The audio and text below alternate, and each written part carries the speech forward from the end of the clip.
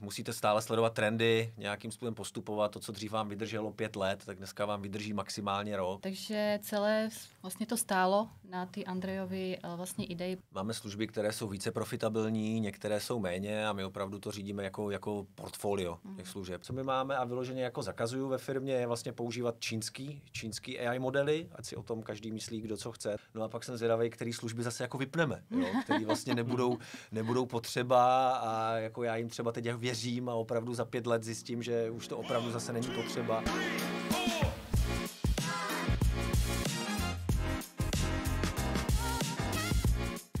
Dobrý den, milí posluchači. Vítám vás u Denevy podcastu. Tento podcast pro vás točíme, abychom vás nechali nahlédnout pod pokličku toho, jak funguje český technologický software house.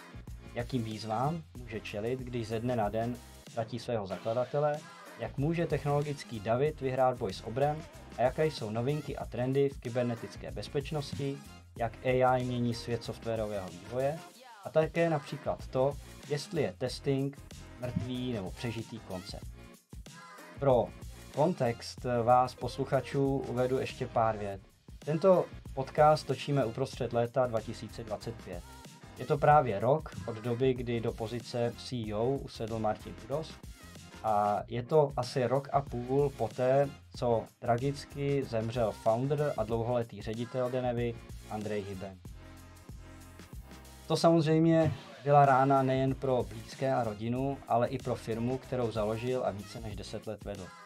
O tom, jak se s takovou situací firma vyrovnává, ale i o tom, jaký nový impuls to může firmě dát na startování nových oblastí a nových služeb, si dnes budeme povídat. Mými dnešními hosty tu dnes jsou Anna Hybenová, spolumajitelka a zakladatelka Denevy. Dobrý den. A Martin Hudos, současný CEO. Dobrý den. Tak pro začátek, můžete se nám a posluchačům a divákům v krátkosti představit. Anko, začneme tebou. Já v Denevy působím v podstatě od její založení, to znamená od roku 2014. Ze začátku jsem působila hlavně v oblasti administrativy, byla jsem podporou v oblasti financí a zejména v HR. A během následujících let, zejména po mém návratu po mateřské dovolené, jsem se zaměřila hlavně na finance. Působila jsem v roli CFO a v podstatě jsem byla takovou tou pravou rukou Andreje, to znamená, že jsem se podílela na vývoji strategie firmy. V současné situaci v podstatě jsem jak jednatelkou firmy, tak nadále působím jako CFO a bid manažer a tady společně s Martinem se podílíme na strategickém řízení firmy. Prima, děkuju. Martine, první rok v pozici a v židli CEO Denevy. Tak představ se nám a posluchačům. Tak přesně jak jsi zmínil, je to právě rok, co jsem nastoupil do této pozice, ale předtím vlastně mám širokou zkušenost, dělal jsem IT manažera, a vlastně projektového manažera, podílel jsem se na řízení menších firem a vlastně i svoji poslední zkušenost mám, vlastně, když jsem se přesunul z korporátů blíže k startupům, tak vlastně v investičním technologickém fondu, který se právě zaměřoval na startupy a menší firmy. A potom mě už cesta vlastně zavedla zpátky jako do Denevy. Děkuju. Ty jsi přišel do Denevy před rokem a do těžké situace, jak jsme říkali na úvodu. Co byla tvoje mise těch prvních 12 měsíců? Co byly oblasti, na které se zaměřoval? Tak pro mě to nebyla jednoduchá situace, vlastně, protože s Andrejem jsme si nestihli ty věci předat. Ale nicméně měl jsem, že jsme spolupracovali, posledních 5 let jsme trošku byli v blízkém kontaktu a nějaké věci jsme spolu diskutovali, ale každý jsme měli jinou cestu. Takže vlastně pro mě to byla taková klasika, jako když se dostanete do firmy a musíte si o té firmě zjistit co nejvíc informací. Takže vlastně několikrát jsem seděl s Ankou, kdy jsme měli vlastně diskuze nad tím, vlastně o lidech jsme se bavili, jaké má Denevy produkty, jaké nabízí služby, vlastně jaký je jejich obchodní model, jo, jak jsou na tom s financema. A vlastně dávali jsme si dohromady takové klasické due diligence, kdy vlastně firma Denevy stojí na lidech, takže nepodstatnou část toho vlastně zastřešovali lidi. Vlastně povídal jsem si s každým ve firmě, abych zjistil, jaké je jeho místo, vlastně co dělá, na jakých dělá projektech, jak se tam cítí a plus tu finanční oblasti a pak samozřejmě strategie kolem produktů a služeb, co nabízíme. A Anko, ta situace, do které Martin přišel, je složitá a chápu, že tam potřebuješ mít člověka, kterýho znáš, na kterýho se můžeš spolehnout, kde víš, kam tu firmu může posunout. Jak jsi narazila na Martina? A v podstatě to, jak jsem k tomu dospěla, bylo, jak to už říkal Martin, bylo to, jasně vycházelo to z toho jejich vztahu mezi Andrejem a Martinem. Martina jsem neznala tak dobře jak Andrej, ale prostě věděla jsem, že jsem dospěla do situace, kdy vlastně po půl roce řízení firmy jsem si řekla, že to dál takhle nejde a že potřebuju pomoc a vedle sebe potřebuju hlavně člověka, kterého znám a kterému Andrej důvěroval a vím, že mu můžu důvěrovat taky. A v podstatě s Martinem jsme se potkávali každý den v kanceláři, náš vztah se jakoby prohluboval, jak na osobní úrovni, tak i vlastně profesionální a pro mě to byla vlastně jasná volba. Vážím si hlavně toho, že Martin do toho šel a velice oceňuji jeho způsob komunikace, to, jak se vlastně vypořádává s problémami a celkově i nástup do firmy a věděla jsem, že když ho vlastně oslovím, tak mi pomůže. Děkuju. My si budeme v tomhletom podcastu povídat o tom, co Denevy dělá, jaké jsou hlavní oblasti, kterým se věnuje, jaké jsou vaše silné stránky, možná i jakým způsobem se vyvíjí trh poslední dobou. Ještě na úvod, Martine, dovol mi jednu otázku. Ty seš na tom trhu technologickým poměrně dlouho. Začínal si pracovat pro korporáty, pak se věnoval oblasti startupů, teď řídíš software house. Když se na to podíváš s odstupem těch 10-15 let, kam se ten trh českých software houseů, českých technologických firm posouvá? Je tam nějaký zásadní rozdíl mezi tím, co bylo před 15-10 lety, co je dnes, jak to vidíš? No, zrychlil se. Je to absolutně i pro mě, vlastně člověk jako stárne, tak samozřejmě doufám, že to není jenom individuální, ale že to vnímají i ostatní, ale všechno je neskutečně rychlejší. Technologie, akcelerátory, všechno je rychlejší, dostupnější těm lidem. A pak hlavně, teda když to tak řeknu, se změnili i ty ajťáci. Jak už jsem říkal na začátku, jak Denevy je hlavně o lidech a vlastně když já jsem začínal, tak vlastně programátoři, jakým způsobem vystupovali, jak jednali, jak k ním vlastně se chovali, když řeknu zbylé části firmy, tak tohle je obrovská změna dneska a vlastně vidím v tom velký posun a hlavně v té rychlosti. A jak to jde strašně šíleně dopředu všechno. Musíte stále sledovat trendy, nějakým způsobem postupovat. To, co dřív vám vydrželo 5 let, tak dneska vám vydrží maximálně rok a myslím, že to bude čím dál horší. A ty často na sociálních sítích, když jsem takhle sledoval, vystupuješ a komentuješ konkurenceschopnost malých nebo menších českých firm, to, jakou jsme schopní přidávat hodnotu, jak fungujeme na trhu práce. Myslíš si, že boji v uvozovkách s těmi velkými technologickými konkurenty jsme schopní v oblasti menších softwarových firm nebo software houseů konkurovat? Myslím si, že ano, proto vlastně děláme to, co děláme, ale není to jednoduché. Jo, jak už byla i moje zkušenost ve fondu, tak opravdu málo firem nebo startupů, který pokoušejí něco nového, tak jako přežije vlastně dneska vymyslet nové služby. Asi není úplně těžké vymyslet novou službu, ale co je pak jako těžké, tak ty věci jako monetizovat a postavit na tom nějaký jako obchodní model. Jo, samozřejmě vždycky jsou nějaké výjimky, budou níž projekty, které budou super úspěšné, ale když ty věci hodně paušalizujete a vlastně chcete se zaměřit na to, v čem je většina firem potom úspěšných, tak to není jednoduché, vyžaduje to spoustu práce a úsilí, ať už těch majitelů a vlastně i těch zaměstnanců jako takových. Protože sami to znáte, že IT služby se zlevňují, ale samozřejmě nároky lidí stoupají, takže bojujete i vlastně s tím obchodním modelem. A já viděl spoustu úžasných nápadů, který jako člověk si řekne, no to by byla paráda, ale pak je problém vlastně k tomu vymyslet opravdu sales model a potom být úspěšný i v tom prodeji. Na to jsem se právě chtěl zeptat i Anky z pohledu CFO, jak je to z pohledu maržovitosti nebo marží těch služeb. Stává se softwarový vývoj komoditou, kde se těžko hledá ta přidaná hodnota, kterou klientům akcentujete a tím pádem i ta marže, kterou si za to chcete říkat? No, musím upřímně říct, že se někdy dostáváme do situace, kdy vlastně u prodeji softwarových služeb doslova bojujeme s konkurencí o maržovost. Ale jsou zde oblasti, kde pořád vlastně vítězí víceméně ta přidaná hodnota. To znamená, že vlastně je to nejenom boj o tu cenu, ale už jde do prostředí ta kvalita a hlavně flexibilita týmu a vlastně schopnost nabídnout tomu klientovi komplexní řešení. A tady i klient vlastně více je pak ochotný zaplatit tu vyšší cenu, když ví, že dostane ten komplexní balík. Jo, my samozřejmě máme služby, které jsou více profitabilní, některé jsou méně a my opravdu to řídíme jako portfolio těch služeb. Takže vlastně, když nějaké služby vznikaly, tak samozřejmě do toho jako nějakým způsobem investujete, pak jako žijí, jsou profitabilní, ale dříve nebo později potom zase dojde k tomu poklesu jakoby maržovosti na těch službách, stane se to komoditou, konkurence vás dožene a něco takového se stává každému, takže je potřeba mít to portfolio nějakým způsobem rozděleno a mít nějaké služby, produkty ve fázi toho náběhu, pak udržení a pak samozřejmě i výměny. Jo, není problém vlastně nějaké služby ukončit a nachystat se na další. Tady se vším tím by vlastně IT firmy měly počítat a přizpůsobovat se tomu. Skvělý. Ty jsi zmínil teď portfolio služeb, tak co jsou třeba 3 hlavní oblasti, v čem jste v Denevi fakt dobří? My máme 3 zásadní pilíře. Jeden pilíř je, jak už jsme se bavili na začátku, je to softwarový vývoj a vlastně vývoj aplikací, vývoj systému řešení. A druhý, a tam vlastně celý Denevy vzniklo, tak je oblast testování. Vlastně byla založena na vlastně Andrej, jeho původní profese bylo, že se vlastně zabýval testováním, takže máme i vlastní produkt vlastně na test management a potom nabízíme veškeré druhy testů.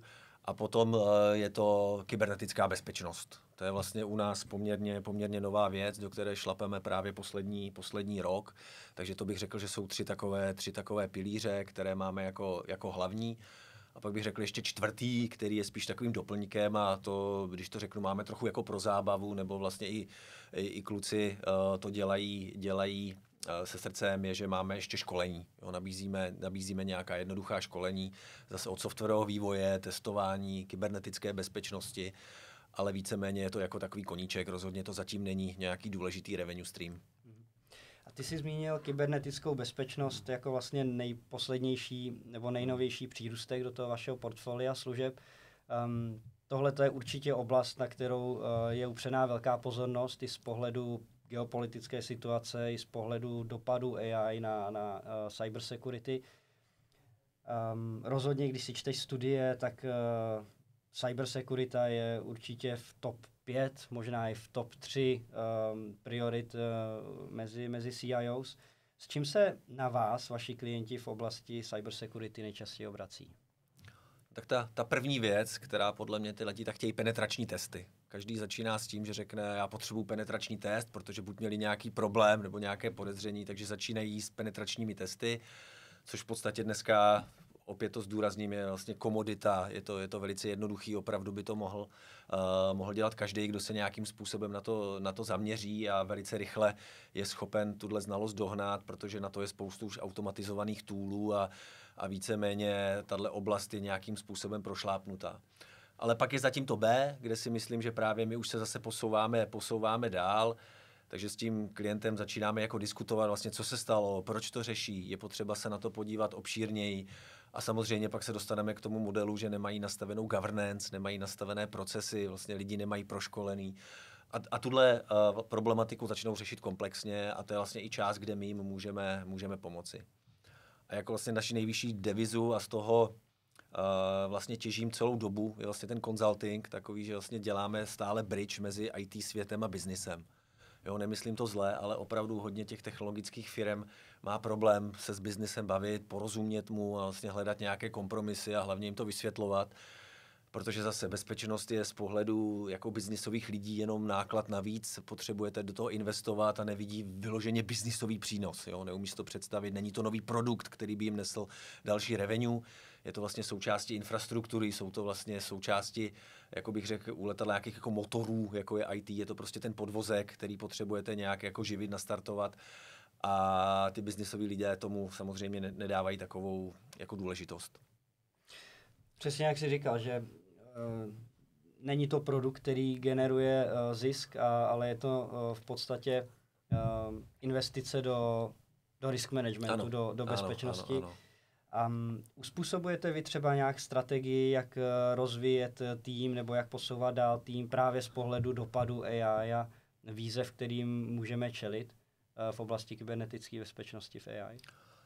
Ano, kluci se musí neustále vzdělávat, jak jsme se bavili, chytat trendy. A za mě, co je nejdůležitější v tom týmu, tak vlastně učím opravdu být samozřejmě všichni k tomu nemají dispozice, ale potřebujete mít v týmu lidi, kteří jsou, jak bych řekl, takový security architekti a security už business konzultanti. Jo, abych si nikdy nedovedl představit spojení jako security business konzultant, ale vlastně je to věc, která opravdu v podstatě tady je a bude čím dál důležitější, protože zase ty věci jsou čím dál komplexnější, složitější a je potřeba to těm biznisovým uživatelům neustále vysvětlovat a hledat nějaké řešení. A ještě donedávna celá oblast IT security s postavením velkých robustních týmů IT security, postaveních SIEM řešení a podobně bylo doménou, řekněme, velkých firm a korporací.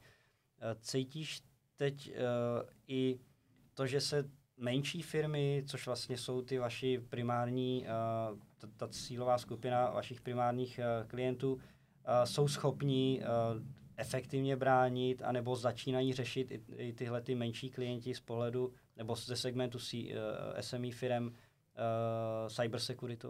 Jo, ano, začínají. Protože myslím, ta osvěta je dostatečná, i vlastně se hodně komunikují různé breache nebo nějaké zneužití na tom trhu, takže postupně to těm lidem dochází. A vlastně jde o to, že i ten SME segment teď postupně digitalizuje a opravdu část té své práce a toho svého úsilí hodně věnuje už jako do onlineu a do těch digitálních služeb. A už konečně i pochopil, že opravdu je potřeba to nějakým způsobem chránit. Že to není jenom o tom, že ty Shannon, prostě papíry Shannonu máte někde zamknuté a když budete hledat fakturu, tak prostě ji tam najdete, ale víte, že máte buď někde data v cloudu, nebo v privátním cloudu, nebo u sebe na počítači, jo, a tím, jak ty lidi tisknou čím dál míň a míň, tak jim opravdu dochází, že už jako místo, aby zamykali kancelář, tak potřebují dělat ochranné mechanismy nad tím vlastně jejich IT ekosystémem a ten je taky komplexní a informovanost začíná být, si myslím, i dostatečná. Takže těm lidem už to rezonuje a někdy se ozývají i sami. A Anko, Martin říkal, že sice je to nová část teď biznisu, ale dokážeš říct třeba, jakou část toho vašeho portfolia nebo část biznisu vůbec tvoří cybersecurity? Jak již Martin vzpomínal, ano, je to nová část, ale my jsme se bezpečnosti vlastně věnovali i v minulosti, ale zejména tomu bezpečnostnímu testování. Ale musím říct, že vlastně v minulosti to bylo kolem takových těch 3%, teď máme narůstající tendenci a vlastně vynikáme hlavně v tom penetračním testování, ale oproti minulosti vlastně nabízíme nově i audit, vzdělávání a vlastně takovéto poradenství, co předtím vlastně nebylo. Takže já myslím, že to procento bude stoupat a jsme na to připraveni. No, myslím, v plánu na letošní rok máme skončit kolem 20% jako celkovýho revenue. Jsme se bavili včetně těch služeb, co zmiňovala Anka kolem, což si dáváme do toho security balíčku, takže to by mohlo být kolem 20% revenue. Což není málo, to je ambiciozní plán. A ty jsi zmiňoval role různé konzultantů, IT security konzultantů. Jak vlastně dneska vypadá profil takového konzultanta v oblasti IT security? Dá se vůbec mluvit o nějakém konkrétním profilu, nebo je to spíš mix nějakých dovedností týmu? No, je to mix, protože ne všichni se hodí na všechno a opravdu, a opět to zase nemyslím zlé, že vlastně v této oblasti si myslím, dřív to byl i kolem IT, že dřív vlastně byli hodně uzavření lidé nebo snažili se ty týmy být izolované, aby měli hlavně tým na práci, tak si myslím, že tento podobný přístup proniká i do oblasti bezpečnosti a opravdu jsou různé úrovně, že máme vlastně v týmu lidi opravdu, kteří chtějí zůstat tím technikem, chtějí být tím specialistou, chtějí dostat zadání, nějakým způsobem ho potom vyplní ho velice dobře, sami se vzdělávají, ale prostě nechtějí být nějak jako exponovaný směrem k těm zákazníkům. Jo, pak je vlastně druhá vrstva, to jsou lidi kolem jako architektury, návrhu těch řešení, tak to už jsou vlastně lidi, kteří mají i širší přesah. Chceme po nich, ať mají i přesah vlastně do IT technologií, do cloudů a vlastně je to celý zase nějaký jako ekosystém. A pak je třetí skupina lidí a to je v podstatě sales, lomeno nějaký support další, kdy je potřeba umět i ty služby nějakým způsobem prodávat, komunikovat s klientem, nějakým způsobem i zaujmout, takže to už jsou zase lidi, kteří opravdu už chtějí být, jak říkám já, client facing, čili komunikovat s tím klientem a vlastně pomáhat hledat ty problémy a ty řešení, hlavně ta řešení u klientů a vlastně dávat potom dohromady s architektem to řešení. Jo, takže to vidím jako takové 3 vrstvy, kdy to je vlastně od toho vrchu nejvíc uzavřeno směrem ke klientům a do firmy. A ty myslím, ti kluci, co opravdu jsou ti technici, tak ti jsou vlastně, ty máme hodně uzavřený ve firmě a ty moc navenek vidět být nechtějí. Já ještě navážu, Martine, na to, co jsi říkal, jak jsi popisoval vlastně tým kolem IT security, že je to mix kompetencí, který je tam potřeba mít, aby to celou tu doménu pokrylo. Tak já vlastně úplně něco podobného vidím u našich klientů, když se podívám, jak jsou namixované týmy IT security, jak už to není o tom, že tam jsou v vozovkách ITáci, ale sedí tam lidi, kteří řeší compliance, jsou tam lidi, kteří řeší legal, protože máme kolem toho postavené robustní frameworky právní, jsou tam lidi, kteří řeší data, lidi, kteří řeší cloudovou security, takže opravdu je to mix poměrně širokého spektra dovedností a kompetencí, kterou tu bezpečnost pokrývá. Chtěl jsem se nadechnout jenom k tomu, že vlastně jsme zapomněli důležitou věc a to je ten, možná se o tom budeme bavit i později, ale vlastně jednu z těch částí, kterou jsme letos vlastně přidali k těm securitym službám, je právě vlastně i spolupracujeme vlastně s právní kanceláří, jo, s IT legal a všechny to věci a tím jsme schopni i my nabídnout vlastně jako komplexnější řešení s tím v rámci toho opravdu, jako když to řeknu, i legal poradenství. Jo, takže to je velice zajímavé, že vstupuje z dvojka DORA, věci kolem vlastně téhle legislativy, takže myslím si, že v tomto bude zase síla těch firm, který umí takhle komplexně poskytnout vlastně těm klientům odpovědi. Naprosto souhlasím. Než se posuneme ještě k dalším oblastem, o kterých jste mluvili, já bych se chtěl zeptat, kdyby si měl dát 3 rady IT řediteli, řekněme středně velké firmy, SME, řádově desítky zaměstnanců z pohledu IT bezpečnosti nebo IT security. Jaké by to byly? 3 rady. Tři klíčové rady, co by měl dělat, nebo neměl dělat. První, možná, která si myslím, a ta má jako 99%, co vidíme, je, že vlastně v těchto typech firmách ještě neškolí zaměstnance. Jo, takže za mě první by bylo začít školit zaměstnance a dělat vlastně tuhle awareness, aby i chápali jako proč. Teď se bavíme o tom segmentu SME, kde si myslím. Druhá rada by asi byla opravdu, protože každý pak si myslí, že vlastně ta security je jako o zabezpečení počítače, tak tady možná pro ně jednoduše rozšířit, nezabezpečujte počítač, ale zabezpečte data a přístupy, jo, možná taková jednoduchá, aby přemýšleli tímto způsobem, takže zabezpečit data, přístupy.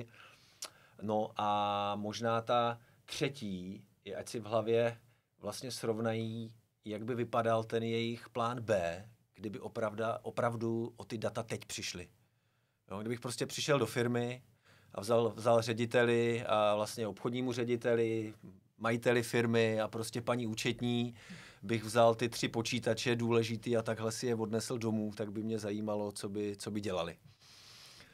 Takže na tohle, kdyby si byl schopen odpovědět, tak podle mě to je jako hodně velký základ, kterým pokryje samozřejmě jako nějakou jako základní část a pak se o tom bavit dál, ale myslím si, že tyhle tři klíčové body, když si každý odehraje v hlavě, tak se dokáže hodně posunout. A paradoxně tyhle 3 body, které si teď vyjmenoval, nabývají ještě na důležitosti s tím, jak se ty firmy digitalizují. Že kdyby se zeptal před 15 lety, kdy všechno fungovalo tužka papír, tak by ti řekli, no tak budeme používat tužku papír, žádný problém. Ale dneska, když spousta procesů nemá žádný ekvivalent v tom papírovém světě, tak ztráta dat může být poměrně fatální. A nejen z biznisových dopadů, ale i z těch právních a podobně. Dobře, posuneme se dál. Ty jsi zmiňoval, že další oblasti, kterým se věnujete, je testing a softwarový vývoj. Dneska zase z pohledu softwarového vývoje určitě každého napadne AI a dopady AI a v podstatě AI vývojový boti a podobně, nebo vývojový koboti. A já jsem se ale chtěl ještě zeptat na ten testing, protože mě to dlouhodobě vrtá hlavou. Anko, obrátím se na tebe. Je testing nebo služba testingu mrtvý koncept? Dělají to už dneska všechno automaty, roboti, protože před pár lety byl velký trend automatizace testování pomocí různých skriptů. Dneska velkou část testování už asi umí dělat i AI. Jak se vyvíjí tahle ta oblast? Protože ty si u toho byla od začátku, můžeš srovnat z pohledu toho 10letého horizontu. Já, když se podívám 10 let zpátky, tak vlastně převažovalo manuální testování, to znamená, všechno se psalo ještě ručně. Pak teda od toho roku 2020 manuální testování byla spíše rarita, teď to jde všechno přes automaty, jak si říkal, AI boti. A momentálně musím říct, že nabídka testovacích služeb je hodně široká a vlastně reagujeme na tu poptávku. Ona je. Skutečně, když se podíváte na přehled jobsů nebo prostě na poptávky od klientů, tak ten testing tam pořád tvoří velkou část, ale ona se modifikovala. To znamená, že už nechtějí jenom klasického testera, ale veliká poptávka je po QR testerech a hlavně po lidech, kteří mají přesah. To znamená přesah buď k vývoji, anebo přesah k DevOpsu. No, já to vnímám jako podobně. Za tu poslední dobu je, vlastně když si vezmete, tak ze začátku, teď nechci zase, role testera se velice podceňovala. Jo, já si myslím, že ty firmy jako málo testovaly a naopak, kteří se báli nějakých zásadních změn, tak jako testovali hodně a nekoncepčně a bylo to taková ta hodně manuální práce, takový obsáhnout co největší objem a pak vytvářet ty testovací scénáře, plány, jo, bylo v tom tady hodně té manuální práce, ale vlastně jako přeperem to tou silou nebo tou mohutností. Samozřejmě tahle věc byla jako pomalá a drahá. A jako všude, tak těmi skripty, automaty, samozřejmě, které postupně probíhaly do různých vrstev toho testování, nabíhaly, tak se tyhle věci opět zase zrychlily a zjednodušily. A dneska jako dochází k propojení těch domén, že jedna z těch věcí se říká jako shift left, jako k programátorovi. Vlastně dřív vlastně tester nepotřeboval programovat. Za mě dneska už to je jako nedílná součást toho, aby uměl programovat nějaké, už jenom skriptovat, ale opravdu jako programovat. A teď už to budete potřeba promptovat, budete potřebovat umět používat ty tooly a vlastně zase naslouchat i vlastně už spolupráci při tvorbě těch scénářů, zadání. Jo, tak od toho testera to nebude opravdu, že čeká někde na konci, že mu něco jako přijde, on si to sám jako otestuje ve spolupráci třeba s biznisem, když to jsou UAT testy, ale je to širší zapojení do vlastně už analýz, potom vývoje softwaru a samozřejmě do DevOpsů a do provozu těch aplikací a všeho takového. Takže to zase nabírá úplně stejné obrátky. Jo, děkuju. Ty jsi mi trošku vzal tuhletu otázku z patra, protože přesně na to jsem se chtěl zeptat, že v těch minulých letech jsme často slyšeli o DevOpsech a kontinuální integrace, kontinuální testování. Hodně se řešila oblast UI testování, která byla nová. Testování na multi-devicech, jak bude ta uživatelská experience na tabletu, na mobilu, na počítači, aby to bylo všechno unifikované, klientské cesty a podobně. Takže jsem se chtěl zeptat na ty trendy a ty si tady hezky teď popsal, takže děkuju. A Anko, já vím, že vlastně vy dokonce máte i testovací software Juno. Jak tohle to vzniklo? Můžeš nám o tom něco říct?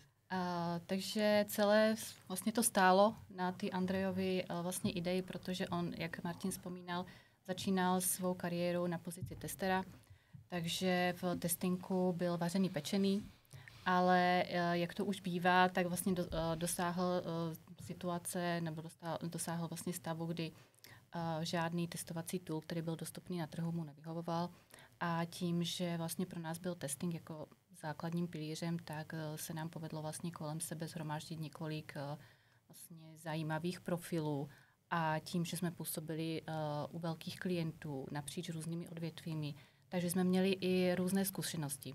A ty jsme pozbírali a vlastně takhle postupně vznikalo Juno. A tím, že máme vlastně u nás, tím, že jsme vlastně software house a jak máme testery, máme i vývojáře, tak v podstatě to beru jako velkou výhodu, protože naši testeři předtím to bylo hodně oddělená vlastně služba, kdy tester a vývojář se nemuseli ani potkat. Teď je to v podstatě aktivita, která jeden bez druhého nedokážou vlastně dojít k tomu výsledku. Takže Juno vlastně vznikalo takhle, funguje doteď a já to beru jako hodně velkou vlastně devízu i z toho důvodu, že nedokážeme, že dokážeme nabídnout testera a testovací vlastně nástroj k tomu, takže pořád se vracíme k tomu komplexnímu řešení, že vlastně klientovi dokážeme to řešení vlastně udělat na míru. To jsem se právě chtěl zeptat, jestli je to jenom interní nástroj, nebo jestli ho nabízíte i klientům, což je dobrý třeba u klientů, že, kteří nemají tuhletu softwarovou podporu, tak v podstatě v rámci té služby umíte dodat i ten software. Je to veřejně dostupné jak malým, tak velkým firmám, ale Musím se přiznat, že máme velkého konkurenta, který je vlastně od těch velkých korporátů, takže Juno se většinou zaměřuje na té malé a střední firmy, protože je dostupné za velmi příjemnou cenu a v podstatě nabízíme i integraci, celkové seznámení, takže není to tak, že bychom vlastně klienta hodili do vody, tady máš, používej si, ale vlastně nabízíme to zase jako ten komplexní balíček. Jo. O tom konkurentu, který je nasazený skoro všude, asi víme všichni. Ano. A taky máme zkušenosti s jeho komplexitou, složitostí změn, nasazováním různých custom funkcionalit a konečně i cenou, takže asi je dobrý mít ty alternativu pro někoho, kdo nechce investovat zásadní sumy. A třetí oblastí je custom development nebo softwarový development. Mně to nedá, zase se trošku vrátím k té oblasti AI, protože je to velké téma. Velké téma, kdy už i velký hráči na trhu přiznávají, že část jejich vývoje v podstatě dělají AI nástroje, přemýšlí o tom, jak se budou měnit ty softwarové týmy a vývojářské kompetence, jestli nebude stačit mít jednoho seniora, k tomu několik nástrojů a role juniorních vývojářů v podstatě půjde na úbytu. Nevíme. Je to oblast, která se dynamicky vyvíjí, jsou s tím spojeny samozřejmě i obavy, že do velkých softwarů se najednou budou dostávat velký kusy kódu, který nikdo nikdy v životě neviděl. Jak to vidíš ty, Martine, z pohledu dopadu AI do softwarového vývoje? Nebo třeba u vás, jaký s tím máte zkušenosti?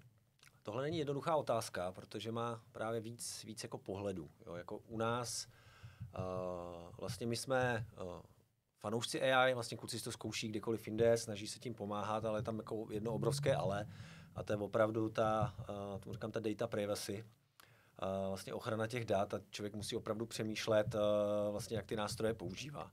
Jo? Takže za nás první je, že vlastně když jsme u klientů, někde, kde fungujeme a děláme jako projekt, tak si opravdu ujasníme, jestli vlastně ten klient vlastně vůbec jako dovoluje nejdřív použití těchto nástrojů. Jo, ono dneska jako, bavíme se o tom, že jo, vlastně AI vám napíše aplikaci, za 2 minuty jako spustíte a všechno, tak tohle zatím beru. A samozřejmě v tomhle bude taky obrovský posun, ale tohle je opravdu jenom jako začátek a to může sloužit na nějaký prototyping nebo na nějaké jako menší věci. Ale my, jak se pohybujeme vlastně v enterprise světě, tak tyhle věci jsou stále ještě trošku, bych řekl, jako postaru a opravdu si myslím, že to je hodně přeceňované, protože spoustu klientů si nepřeje vlastně a ty nástroje ještě používáte. Jo, to bych řekl jako první bod.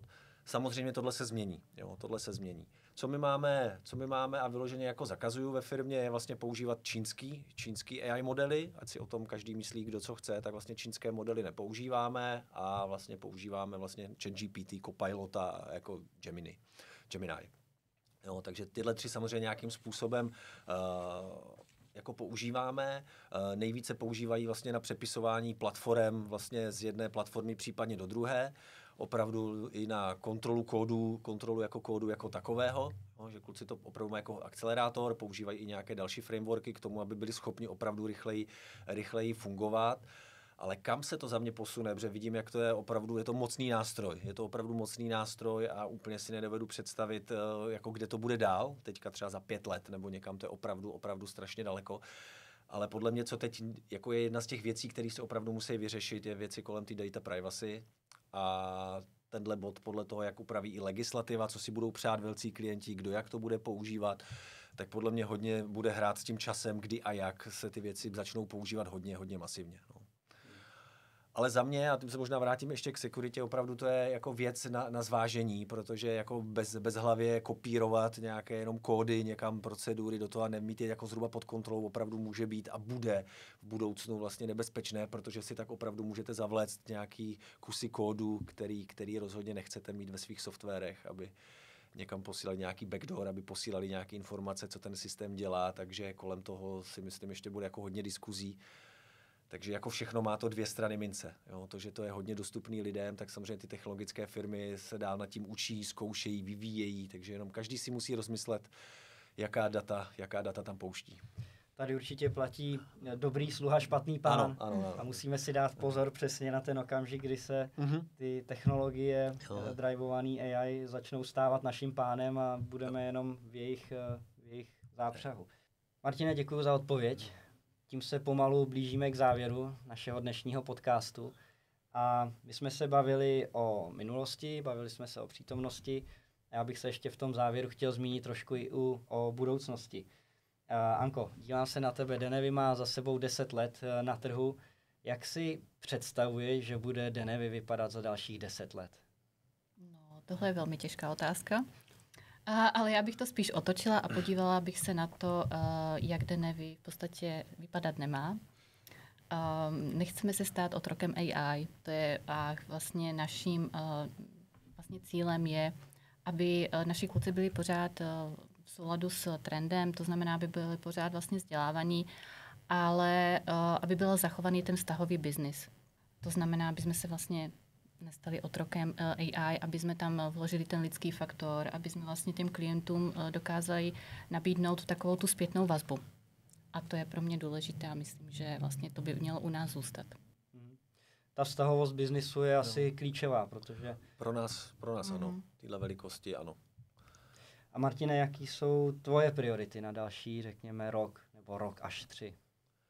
No, my teď, právě to nebudu odtajňovat ještě, ale vlastně zvažujeme další služby, že bychom chtěli zadat vlastně do portfolia, který vlastně si potřebujeme ještě nějakým způsobem odehrát, takže za nás, nebo za mě, ta priorita je jako jasná, neustále se snažit, aby ta firma profitovala a vlastně dostala k sobě i nějaké nové kompetence. Jo. Protože dal Ance velice těžkou otázku, jako 10 let. Já jsem vlastně nad tím jako taky přemýšlel, kde jako za 10 let, když se ohlídnu zpětně, co bylo před 10 lety a když všichni víme, že to bude ještě rychlejší, tak vlastně je to velice, velice těžký a já si myslím a na to se jako těším, že vlastně přijmeme do Denevy nebo budeme nabízet nějaký další služby, o kterých teď si ani nikdo nedovedeme představit, že by vlastně mohly být zajímavý, tak na to se já těším. No a pak jsem zvědavý, který služby zase jako vypneme, jo, který vlastně nebudou potřeba a jako já jim třeba teď věřím a opravdu za 5 let zjistím, že už to opravdu zase není potřeba. Takže na kombinaci to je vlastně i ta věc, která mě baví, takže vymýšlet s tou firmou, co dál. A samozřejmě musíte mít nějaký core, který musí být hodně jako stabilní a počítáte, že nějakou dobu vydrží, ale hodně se těším na ty novinky, který budeme za 10 let určitě řešit. A tím se možná dostáváme k tomu Davidovi a Goliášovi, kterého jsme zmínili na začátku, že tohle je přesně ta konkurenční výhoda, řekněme, těch menších dynamických firm, že jsou schopni rychle spouštět nové produkty, stavět nové produkty, ale zároveň i zabíjet ty služby, které už nejsou profitabilní nebo nedávají tolik smyslu oproti firmám velkým technologickým software houseům, které nabízí řešení. Když to jako vemu toho největšího, třeba SAP, tak ten bude muset podporovat toto své řešení další 20 let a tomu brání trošku jako v tom moci se zafokusovat na ty nové služby a prostě být s tím trhem, což je vlastně podle mě to, co je teď ta klíčová kompetence. Být rychlý, být schopen vnímat, co ten trh chce, být schopný stavět relevantní služby a ty nabízet, protože tady asi platí takový to okřídlený, kdo chvíli stál, už stojí opodál. Já si opravdu myslím, že nejsme v pozici, kdy by se jako udávali nějaký brutální trend, nebo byli jsme takhle silní. To si myslím, že Denevy není, ale důležitý je za nás, že jsme schopni to následovat, ty trendy, nebo sledovat. A možná dobře, budu rád, když budu někdy 2 kroky dopředu a budeme u toho, tak to bude super, ale přece jenom preferujeme radši, abych to teď řekl, takový stabilnější biznis, jo, nad tím jako přemýšlíme. Samozřejmě máme, a vlastně i to Denevy dělalo pár pilotů, kdy si vyzkoušeli věci, které buď fungují, nebo nefungují.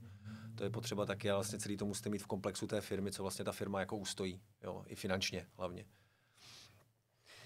Dobře, tak tím jsme se dostali na konec, takže já vám moc děkuju za dnešní rozhovor, pro mě velmi zajímavý a držím palce Denevy do dalšího vývoje, dalších 10 let, uvidíme, až se tady za 10 let potkáme, tak a ohledneme se zpětně, tak jestli to bude platit nebo ne. Aby jsme tady byli ještě osobně. Aby jsme tady byli osobně.